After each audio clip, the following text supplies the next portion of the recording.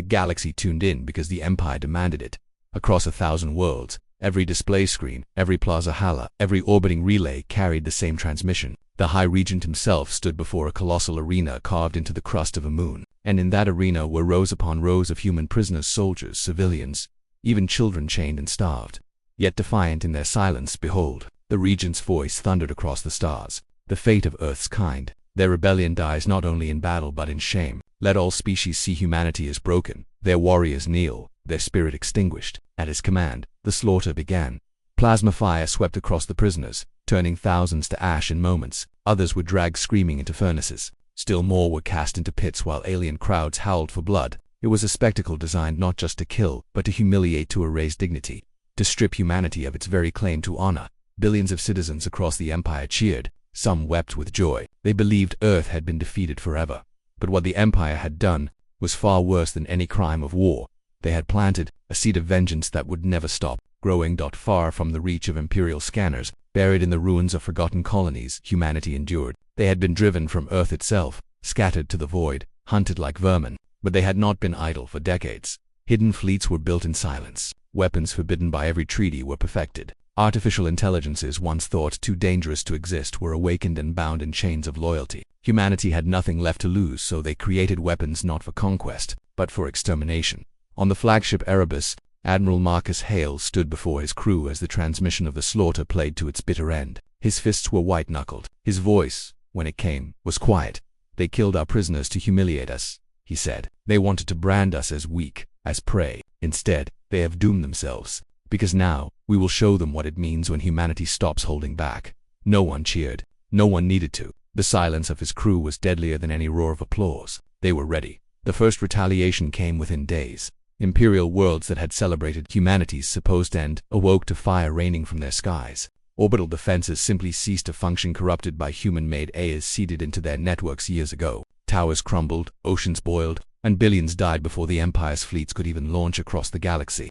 Laughter turned to shock as every broadcast was hijacked. Screens that had shown the massacre now displayed a simple message: "You killed ours in chains. We will kill yours in fire." The Terran fleet emerged from the void, ships painted in obsidian black, bristling with weapons that defied comprehension. They did not fight for territory. They did not issue demands. They hunted the Empire's fleets like wolves tearing apart prey. And everywhere they struck, they repeated the same vow: "This is justice." At first, the Empire dismissed it as terrorism, a desperate lash from a dying species. But battle after battle proved otherwise. Human warships slipped through blockades, appearing where defenses were weakest. Imperial dreadnoughts collapsed into singularities, victims of weapons that tore apart spacetime itself and slave worlds. Humanity's soldiers descended from orbit, breaking chains and arming the oppressed. Whole populations rose in rebellion, chanting Earth's name as banners of fire blazed in their skies. The humiliation the Empire had intended for humanity now turned upon itself. The broadcast of the slaughter had not broken Earth, it had united it. And it had shown every enslaved species that the Empire could bleed.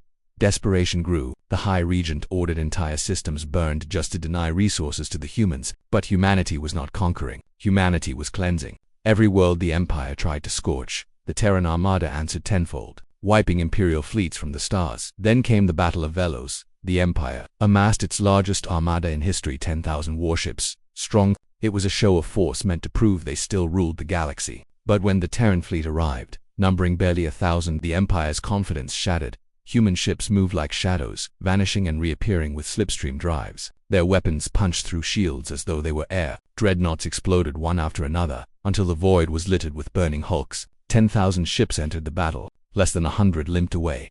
And across the galaxy, one truth spread like wildfire: the Empire was dying. On the ruins of Velos, Admiral Hale's voice was broadcast to every world that had once seen the massacre. "You slaughtered our people to shame us. You thought chains and fire would break us. But humanity does not break. Humanity does not forgive. And humanity does not forget. You showed the galaxy your cruelty. Now we will show them our justice. This is the price of your arrogance: extinction." The campaign became unstoppable. Planet by planet, the Empire crumbled. Slave species rose in rebellion, using human weapons to cut down their overseers. Worlds that had once cheered humanity's humiliation now trembled, praying for mercy that never came, because this was not war anymore. It was vengeance. And vengeance has no mercy. When at last the Imperial throne world fell, its palaces turned to ash and its rulers burned upon their own monuments, the galaxy understood the full weight of what had begun.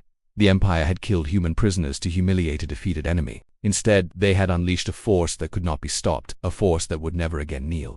And from that day forward, across every star and every world, the galaxy whispered a single truth with fear in their voices: do not provoke Earth, for when humanity is wronged, it will burn the stars to answer.